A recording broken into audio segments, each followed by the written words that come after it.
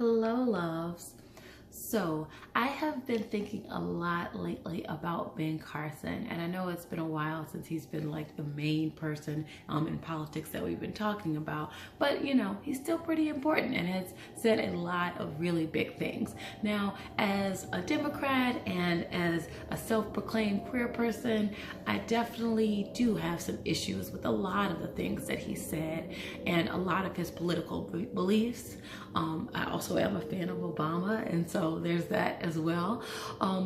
All of that said, I think that it's incredibly important to see people as they are and see their entire being and try our best to have compassion for folks regardless of our differing views or beliefs. So for that reason, I've kind of leaned into the 36 questions and some of the teachings there, which is basically just this idea that we can fall in love with pretty much anyone if we're willing and if we're in that mindset, simply because we have things that are in common with practically anyone. And those commonalities allow us to really see that person in a loving and affectionate way and allow for more understanding and compassion.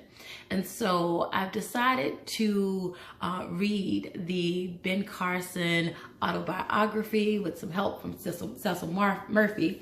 Excuse me, it's this book, Gifted Hands, and it's the Ben Carson story. And again, with by Ben Carson, MD, with Cecil Murphy. And I read this book a long time ago, probably like 8th grade or so. This isn't my original copy, but it kind of looks like it because it's that beat up. But yeah, when I read this book, I was just like in awe of this incredible man.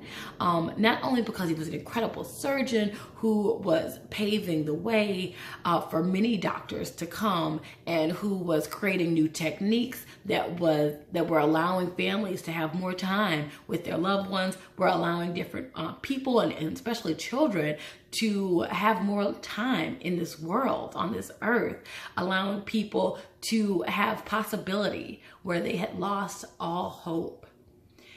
That was incredible. I was just like, wow, you can redefine possible. This was mind-blowing for my little child mind, you know?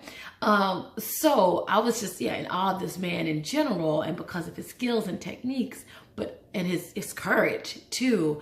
And also I was incredibly amazed because he was a Black man who came from a very poor home.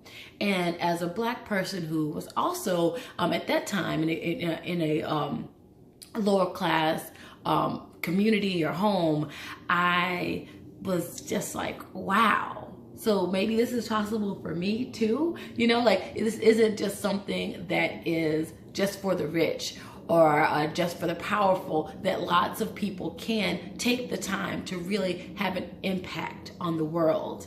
And so that really spoke to me and it really inspired me.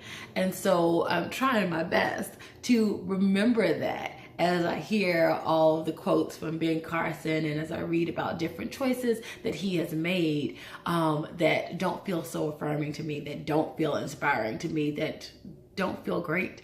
And the things that he says that I completely disagree with.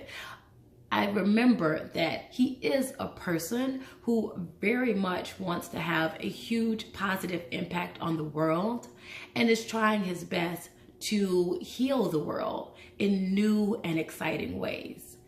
And I can relate to that. You know, I definitely don't have his skills behind the table or with the scalpel. And I definitely am a person who wants to create change, who wants to help others to have new possibilities for themselves, and wants to help heal the world. So I relate to that. I understand that.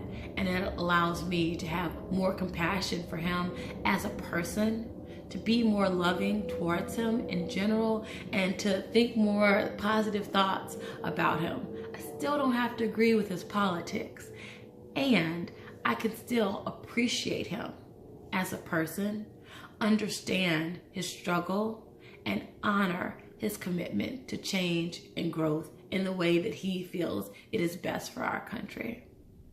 So that's where I'm at with that.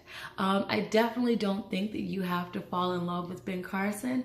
And I think that it's important that we all give ourselves the opportunity to love more people in this world and to have more compassion for the folks around us, regardless of their differing views and beliefs. And the 36 questions help us to do that. They help us to understand people in a deeper way.